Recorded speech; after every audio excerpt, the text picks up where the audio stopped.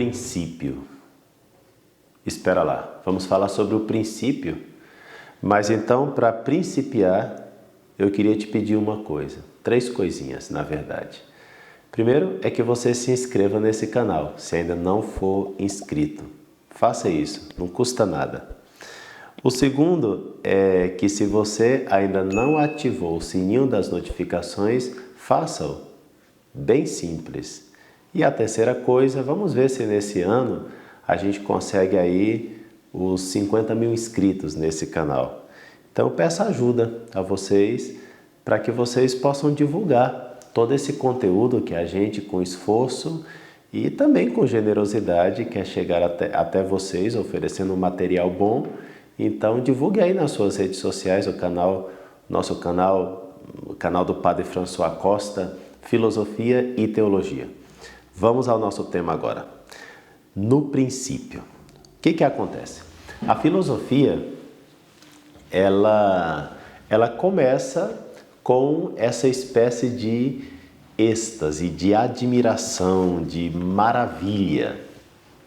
Quer dizer, o filósofo é aquele que olha para as diversas coisas e fica maravilhado, fica encantado e começa a se perguntar os porquês.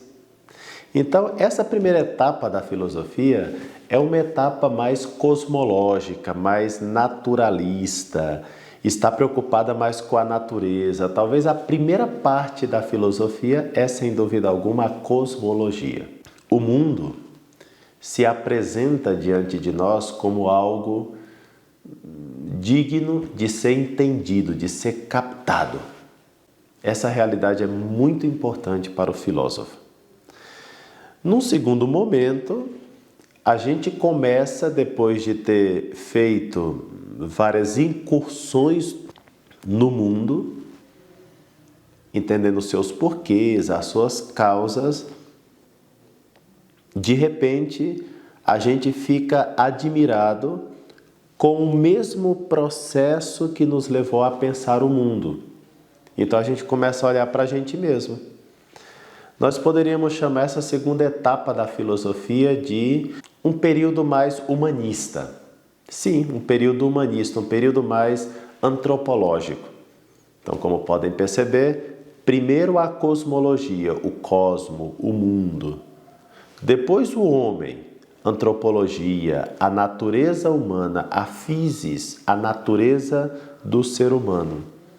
Isso daqui talvez seja pensar sobre o próprio ser humano. Num terceiro momento, a gente começa a entender que esse homem tem um fim. O ser humano tem uma finalidade, tem uma destinação. Eu diria que esse é uma espécie de momento metafísico. Um momento que às vezes poderia ser chamado também até de momento religioso. Então, cosmologia, antropologia, metafísica. É como dizer mais ou menos assim. Física, que está mais no campo da cosmologia, o cosmo, o mundo. A matemática, que é uma operação, que são operações mais abstratas do nosso espírito. A matemática, na verdade, acontece em nós, né? Somos nós que abstraímos e temos os números de maneira imaterial na nossa mente. E, finalmente, a metafísica, aquilo que está além da física e além dos números. Praticamente essas são as 3 grandes fases da filosofia.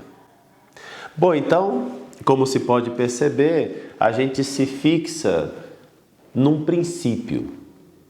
A gente fica admirado com alguma coisa. E essa alguma coisa acaba provocando em nós uma série de perguntas, questionamentos, indagações. Nesse sentido, o primeiro que se perguntou por essas questões foi Tales de Mileto. Tales de Mileto como eu já disse, é o iniciador da filosofia. Pelo menos, comumente, assim se lhe considera. Tales de Mileto, quando a gente fala Tales, a gente está pensando nessa Jônia do século VII, primeira metade do século VI, por aí. Esse Tales, ele, além de filósofo, ele foi um cientista pela sua maneira de observar o mundo. Ele também foi político. Não consta nenhum livro escrito por Tales de Mileto. Na verdade, nós conhecemos o pensamento de Tales de Mileto, mas através de uma tradição oral, indireta.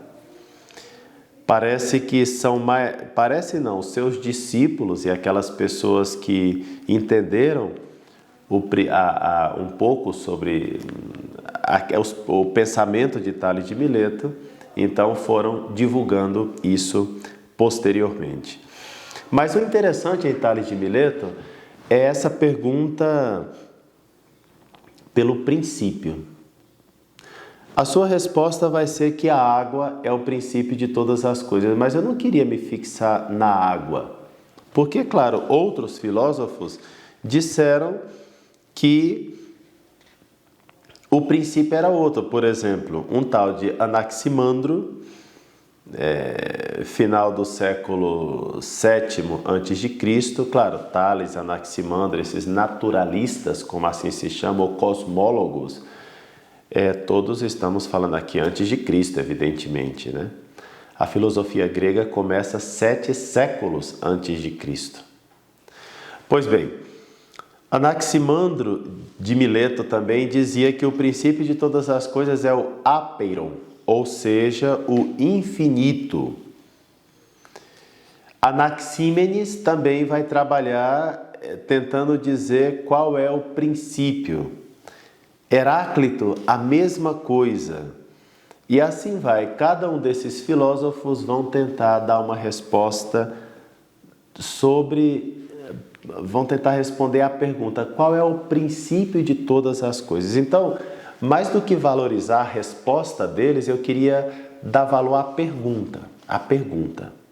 O que é um princípio? Quando eles perguntam qual é o princípio de todas as coisas? 3 anotações sobre um princípio, sobre o princípio. Princípio é fonte e origem de todas as coisas. Nesse ponto, a antiga filosofia e o cristianismo se combinam perfeitamente. Como começa o Evangelho segundo João? João, capítulo 1, versículo 1. Enarché kai hologos. Enarché. Isso é grego. Porque, como vocês sabem, todo o Novo Testamento está escrito na língua grega. Arché. Princípio. Princípio em grego se diz arché.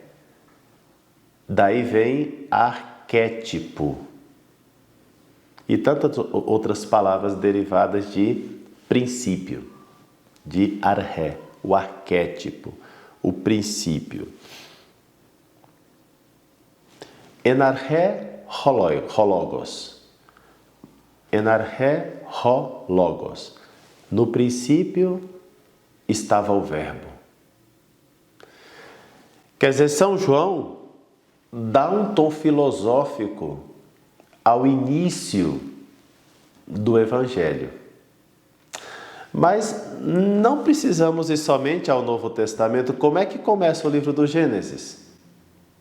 No princípio, Deus criou todas as coisas. No princípio. Quer dizer que o princípio é algo buscado não somente por filósofos através da sua razão natural, mas princípio é algo revelado por Deus nas Escrituras, seja no livro do Gênesis, no princípio seja no Novo Testamento, enarché, no princípio. Sempre o princípio. Fonte e origem de todas as coisas. Como o cristianismo vai dizer, fonte e origem de todas as coisas é Deus. Ele é o princípio. Ele e o seu Logos. Ele, o seu Logos e o amor que procede dele e do seu Logos. Ou seja, o princípio de todas as coisas é a Trindade Santíssima. Isso nós sabemos por fé. Mas os filósofos procuraram saber pela razão.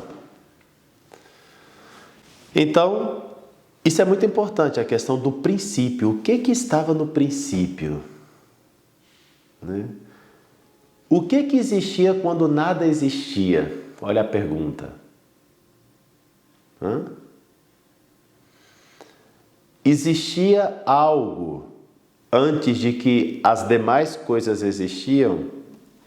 E se essa coisa que provoca a existência das outras coisas, como é esta coisa? De onde vem a existência dessa coisa? Então, são perguntas profundamente filosóficas. Outra realidade importante que está incluída na palavra princípio. Princípio é como que o descanso último de todas as coisas também. Quer dizer, não é só a fonte, é também o descanso último, o termo último de todas as coisas. Quer dizer, as coisas saem do seu princípio, mas como que retornam de novo ao seu princípio, descansando no seu princípio, porque nele encontram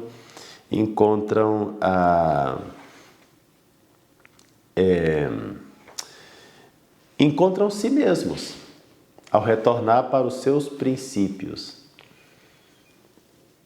É interessante que um ser humano cresceu, né? Atingiu a idade adulta, mas na sua genética há informações preciosas sobre os seus princípios. E um tratamento genético não deixa de ser um entendimento da informação que estão naqueles genes. De tal maneira que, atentos à estruturação da pessoa, pode-se curar a pessoa. Ou seja, entrando nos princípios mais básicos, nos princípios mais profundos, eu posso curar a pessoa em qualquer fase da sua vida. Sempre retornando aos princípios. A gente repousa nos princípios. Durante toda a nossa vida, há como que um núcleo de informação que estava no começo, que está no meio e que estará no fim.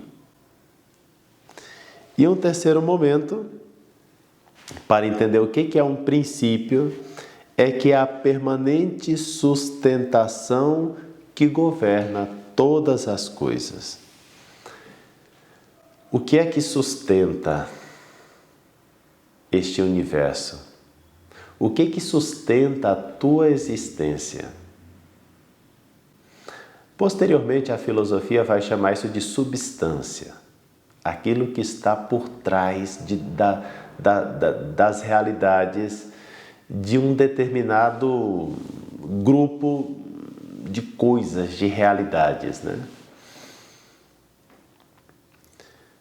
Por exemplo, o que sustenta eu afirmar que o pão é pão, sendo que existem pães de sal e de doce e redondo e quadrado e retangular e grande e pequeno? Tudo isso é pão. Mas o pão, como que ele não fica numa única forma, numa única maneira. E eu sempre identifico ali pão. Em meio às variações eu sei que ali tem pão. Então, qual é o princípio do pão? O que sustenta essa realidade tão diversa uma da outra e que eu continuo chamando objeto A pão, objeto B também pão, sendo que um é de doce e o outro é de sal, um é redondo e o outro é quadrado? É pão. Viram? Existe um princípio que sustenta essas duas realidades diversas.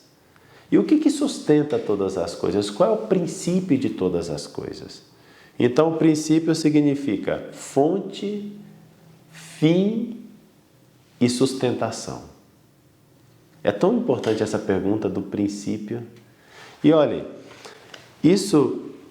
o autor do livro do Gênesis se preocupou em começar o livro assim, o São João se preocupou em falar do princípio.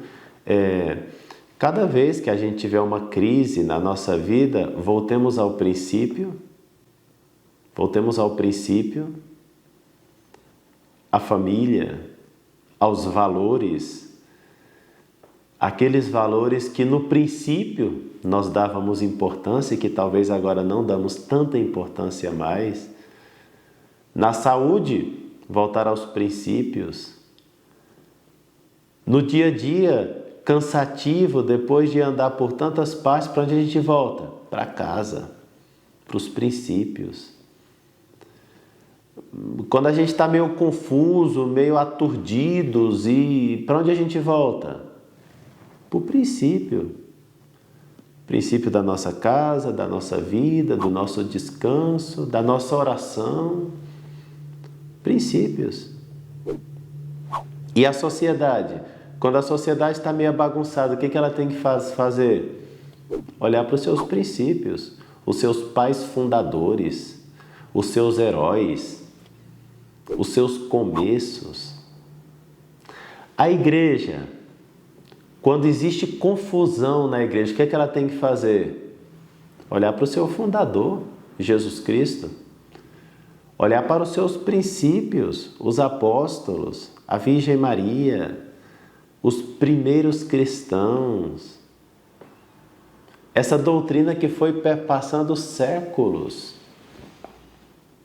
como que num desenvolvimento harmônico, é preciso voltar para os princípios. Isso é muito filosófico, muito de acordo com a razão e muito de acordo com o cristianismo, que dá um valor enorme à razão, à filosofia e aos princípios que sanam, que curam, que restabelecem e restauram tantos aspectos da nossa própria vida.